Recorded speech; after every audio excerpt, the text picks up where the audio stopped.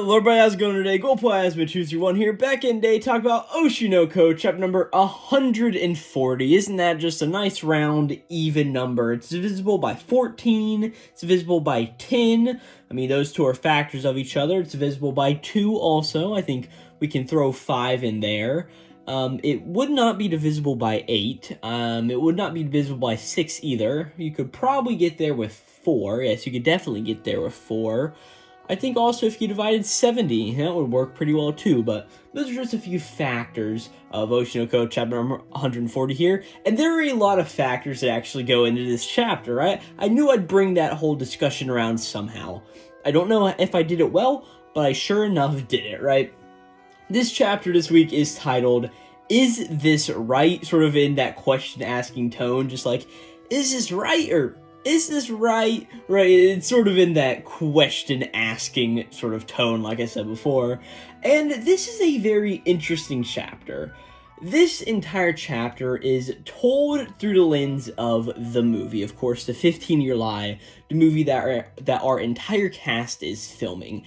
And as we probably can put 2 and 2 together, this is, of course, our characters, Aqua and Ruby, of course, playing Hikaru and I, them playing their roles and acting out the scenes as they happen and as you'll see them in the movie, and not the actual I flashback, being that with the whole movie setup and format, it wouldn't really work in the author, of course, who's Akaksas, and the artist, who is Mingo Yorkie, their true idea to get this sort of point across here.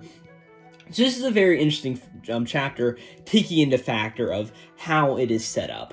And, of course, last time we sort of started this whole flashback, but not a flashback thing, but last chapter was really focused on the actual characters, such as Taiki and Aqua and Ruby, and what they think about the actions that they are taking in the movie, while this chapter, like I said, is just rooted in these is what happened, and this is what they're filming, right? And, of course, last chapter got a little bit uncomfortable whenever we sort of learned that Hikaru wasn't a terrible person from the get-go. He sort of got molded into a terrible person, of course, by Ari, who is being played by Frill Shirani in the movie, and it dives into a little bit more of that, but the whole takeaway from last chapter was, and even as I titled the video, Hikaru wasn't evil? Because that was just a really big deal there, right? Let's just go and start with this chapter itself, as, like I said again, it's chapter number 140, Is This Right? So we start off with, of course, Hikaru pedaling his bike somewhere, right? And we see that he's, like, very tired out. He's just, like, panning, like, he's not used to riding a bike for these long distances that he's doing it. And granted, he's, like, 11 right now, so I guess I can sort of understand, but still, he seems way too tired for actively just pedaling a bike around a corner, so, right? But eventually we see that he gets to his destination, and we see that Ai is here wherever he's gone, right? And Ai sort of says to Hikaru, she sort of like takes note that he's there. She's just like, oh, you came here by bike? You should have just taken a train, right? But Hikaru's just like, I mean, I could have, but... And Ai says, do you not have enough allowance to be able to do that? And Hikaru says, hey, Ai, not everyone can get an allowance. Sort of showing that maybe Hikaru's not the pretty boy that we sort of expected him to be from the get-go, right? But at this point, Ai just says, oh, then me and you were the same then, right? As she eventually just goes on and rebuzzes into her house, as she just says, like, hey, why don't you become an idol, Hikaru? And she's like, you can earn some good money, you know, right? And Hikaru's just like, hey, please don't make fun of me. But Ai sort of just, like, turns around to Hikaru at this second and is like, hey, that wasn't a joke that I just said. And Hikaru sort of has this interesting look where he sort of, like, blushes a little bit and sort of just averts his gaze from where Ai's looking at him. And eventually we go inside and we see what this is all about, right? We see that Ai wanted some practice in, of course, acting, so Hikaru came to sort of oversee and give her some pointers as she was doing it, right? As we see this is all going on, Ai is reading a script, and she's got, like, all balled up in her hand, and as she finishes the scene, she sort of lets the whole script unfurl, and she sort of starts talking to Hikaru, just like, hey, everybody says my acting really feels out of place, and I'm wondering if I can do it a lot more normally. And she's like, well, what should I do, Hikaru, right? And Hikaru sort of just, like, plays up the comedy aspect, just saying, like, well, there's nothing you can do, sort of showing like one of those Oshinoko like reaction face panels where like there's just like a whole bunch of speed lines and it's just like focused on the character's face. So it is really one of those things to where, yeah, this is played up for a massive joke, right? And to this, Ai is just like, okay, well, why can't I learn anything? Like, why is there nothing I can do here, right? And Hikaru says to Ai, he just sort of bluntly states, like, well, I think it's because you're extremely weird, right? As Hikaru just says, like, hey, if a weirdo does normal things, they'll become a weirdo, right? And Ai and him sort of just go back and forth, because, of course, they are, like, 11 and 12 years old is a lot, and as Ai is just like, hey, what the heck, you're the weird one here, and he's just like, I've never seen anybody just as weird as you are, Hikaru, and Hikaru's just like, no way, Ai, you're definitely super definitely weirder than me, and even if it is true that I'm weird, well, you're even more weirder, right? They just get into like a kid fight there. And Ai eventually just like sort of calms down, and both of them sort of start talking, and after a moment of silence, Ai's just like, okay, but what is so weird about me? And Hikaru to this just says, like, hey, the normal person doesn't say just like, hey, come to my house and teach me acting, because that is what's going on here. Of course, Hikaru has come over to Ai's house. That is why he had to bike there to teach her acting himself, right? As Hikaru's just like, hey, it's the student that should come to the teacher, not the teacher that comes to the student, right? And I mean, he does have a very solid point there, but also it's not a point that will really stand you too much ground in today's economy, right? But Ai sort of just says, like, alright, well, I guess that can make sense, as she eventually comes over and sits on the couch right next to where Hikaru is sitting, right? And she eventually says, but like, hey, that's actually not the point of this. She just says, like, hey, normally people who would say something like, don't just invite a man to your house instead, right? And this is sort of like a bit of a weird note, because what Hikaru is saying is like, hey, you don't invite the teacher over, but what Ai is now saying is that you wouldn't invite sort of a guy over to your house at this point, right? Which, I guess, sure. But Hikaru sort of seems a bit taken aback by this, as he's just like, oh, well, really? And Ai's just like, well, you see now, you're totally weirder than me, right? As Hikaru just sort of has a nice little reaction panel again of just like, hey, I'm actually not convinced about all of that, right? As Hikaru sort of stands up from the couch and sort of looks over to see what Ai is actively wearing, and of course on the couch, Ai is sitting there with her legs sort of curled up and tucked into her body, and Hikaru just sort of like points out like immediately, hey Ai, you're not even wearing matching socks, like they're super mismatched, and he's even like, hey, one even has like a massive hole in it, right? And he's like, what's up with that? Like, if that's not something that screams weird, I don't know what is. And eventually Hikaru just says like, hey, and on top of that, your shoes are always loose, and like, your feet alone are worthy of like 100 jokes now, right? Doesn't that like justify to make you weird? But as he sort of just comes on, he eventually says like, hey, you should actually be much more careful about how you dress, right?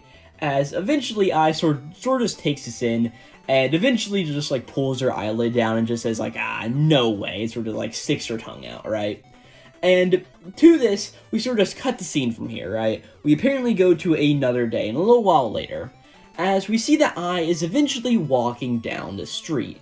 And we see that she looks different this time, and she has a sort of, hair, or a, what do you call that? Like a ribbon in her hair, and also she's put on a dress today, right? And as she's walking down the road, we get a bunch of chatter from just like general people who've been around Ai in the past, as all of these people are just like, hey, doesn't it seem like Ai is different somehow? And they're like, she's wearing proper clothes, and she's putting polish on her nails, and she wears different shoes every day, like, what's up with all of that? As we eventually cut into the scene of a restaurant, right?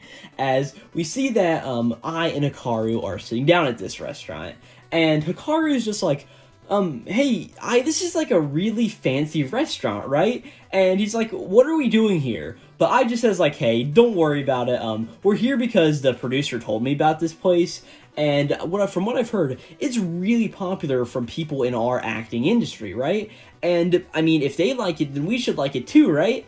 As she's just like, all right, so what do we want to order to drink here, right? And Hikaru's just like, oh, okay, I'll just go with some water, and I's just like, hey, just order whatever you like. And she just says like, hey, I'm older after all, I'll treat you to a meal. And she sort of says this she eventually just says, like, hey, Hikaru, I just need to also thank you for helping me out with all of that acting the other day, right? I mean, the acting practice may not be a lot in your eyes, but in my eyes, it definitely is, right? So this Hikaru is just like, hey, hold up, you don't have to do any of that, like, this restaurant is super expensive, right? As I was just like, well, I mean, I'm pretty sure it's pretty fancy, as she just says, like, hey, it's like $50 a person to eat here, right? Which, yeah, I'll give it to him. That is a pretty expensive meal for $50 a person, right? But we even see that Ai's just like, hey, I thought ahead, don't worry about it, and I withdrew $100 from the ATM, right? Like, we don't have to worry about it, I've got the money here. And eventually we cut to as soon as the two of them are done eating and they get the bill, and they are both really freaking out about it, right? We don't sort of get the resolution of this, if they had enough money or if it was more than what it was. In my sort of own Oshinoko headcanon, I'm probably guessing that they did not have enough money to pay for this, because just from a few of the, the shots that we see that this restaurant is in a high-rise building, and that it is probably one of the top floors, so probably a very private restaurant to eat at. So I'm guessing that their money did not cut it, but being that they are, I don't know, like 11 and 12 years old, I'm pretty sure the wait staff did say, like, alright, you guys have to stay and work it back in the kitchen to pay off your debt here, right? So that's a pretty interesting thing. But to sort of get to the main point here now of all of this, right? This is the whole reason, of course, we knew that whenever I was being an idol and in the troupe learning how to act, there was a certain point where she suddenly went, and I'm pretty sure, like, producer Kaburagi is one of the ones who first stated this to us in the series. He sort of said that I had a transformation at a point and started dressing nicer and doing all of this stuff because of somebody in the troupe. And of course, most of us had put two and two together that was Hikaru, but now we sort of see it fully get realized in this moment. And we also sort of see the relationship that Hikaru and I are starting to grow.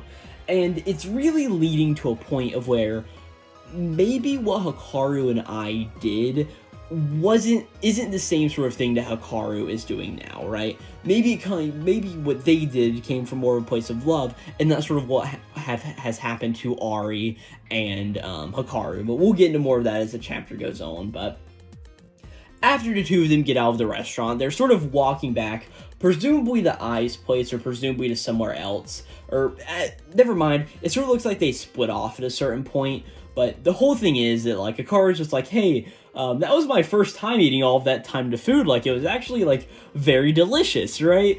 But, I was just like, oh man, that's really cute of you to say, Hikaru, right? And Hikaru's sort of getting, like, fed up with this, and he's just like, hey, can you, like, please stop treating me like a child, right? But I was just like, oh, I can actually help it. Just like you said earlier, you casually gave me some tomato on your plate, right? And she's like, if the food you hate is tomatoes, like, are you not a brat at that point, right? And Hikaru sort of just, like, takes this in for a second, as I sort of just starts to get farther away as we're walking, so Hikaru has stopped in his place. And after sort of hearing this whole, like, thing, like, hey, Hikaru, you're young and you're a brat, right? I'm not any of those. But Hikaru sort of just, like, pauses for a second. He's like, hey, did you enjoy eating with me?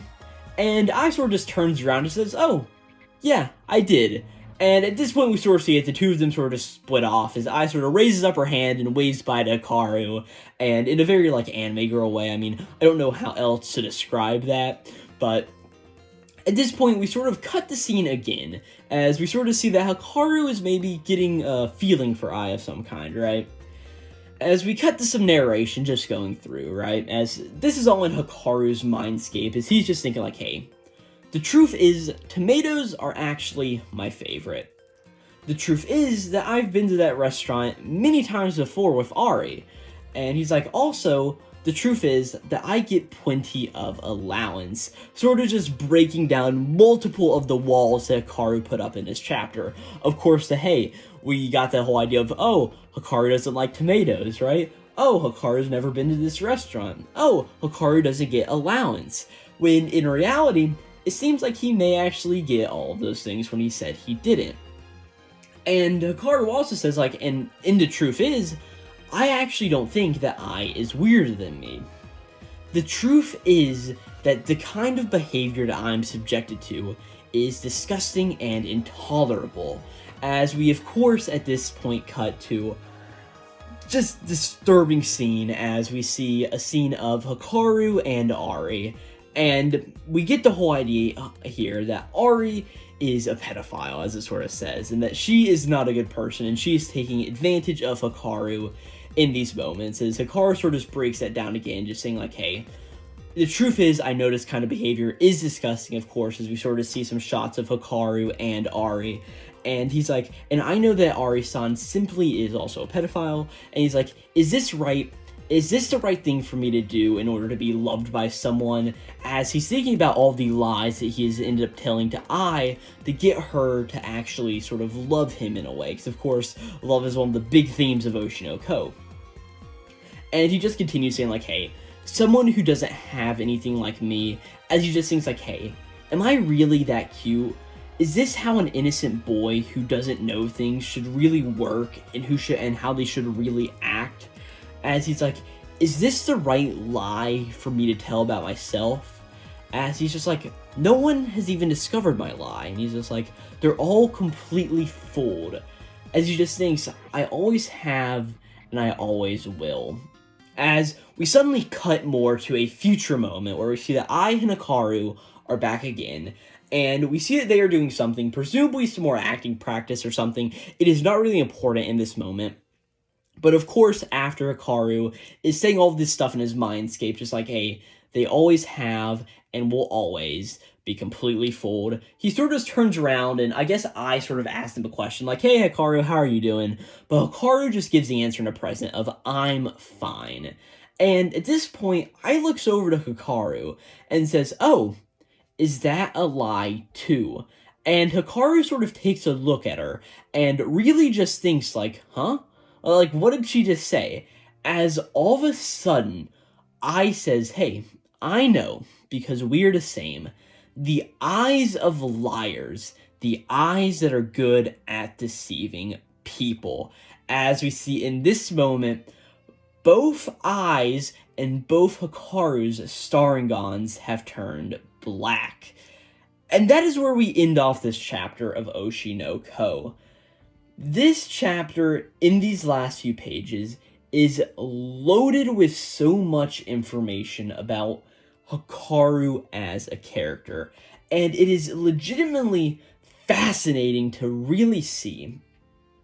Sort of the big deal here at the end is that the whole thing of, okay, of course we know what the Starengons have been this entire time, right? They've been sort of a idea of a character's personality and the ability to be their own person and to sort of tell their own story and to be an actor, right? But at this point, the Dark Starengons have also been a massive part of the series. Of course, I think we first saw the Dark Starengons whenever Aqua really got into his whole, hey, I'm gonna be evil, right? But as time went on, he sort of got out of that with the whole thing as he learned that, oh man, our dad is actually dead by meeting Taiki, and we got into the good Aqua period before around that chapter 100 point again, where Aqua just delved back down to the darkness. And of course, at that point, Ruby had also gotten to Dark Starengons, and in this scene, we sort of see that tonal shift, right?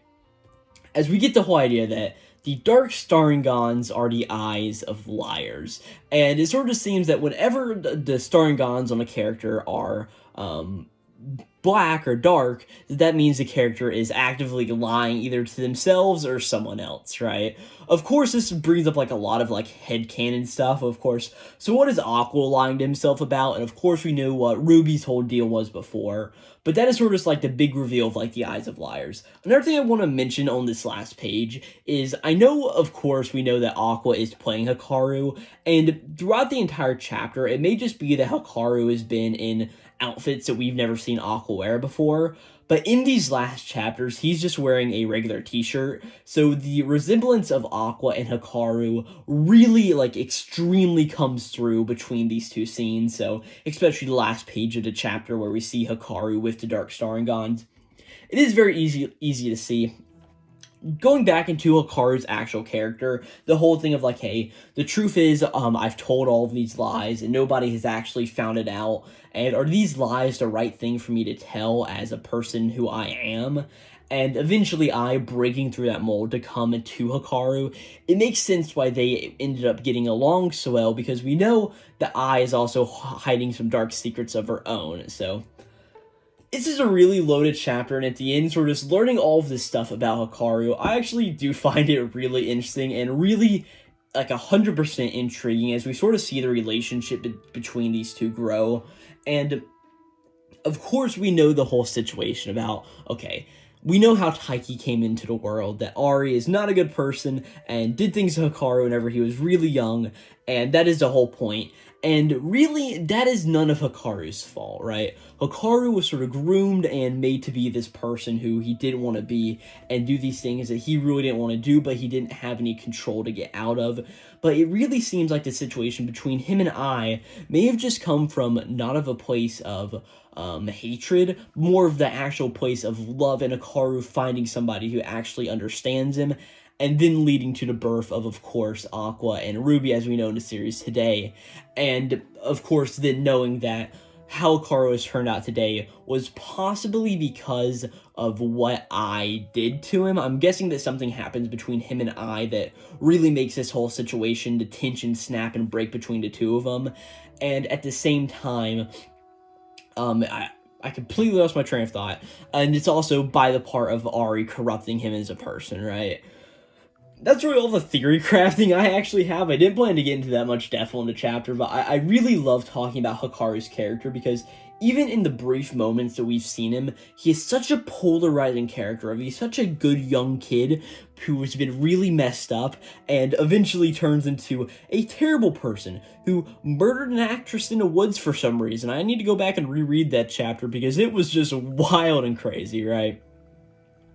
Without any of that, that is going to be this chapter of Oshi no Ko this week. Again, this was chapter number 140. And if you did enjoy this video, hope you won't mind going down to the description down below, checking out the channel. I've got plenty of other Oshi no Ko videos on the channel, so go check all those out. I'm pretty sure I've done at this point.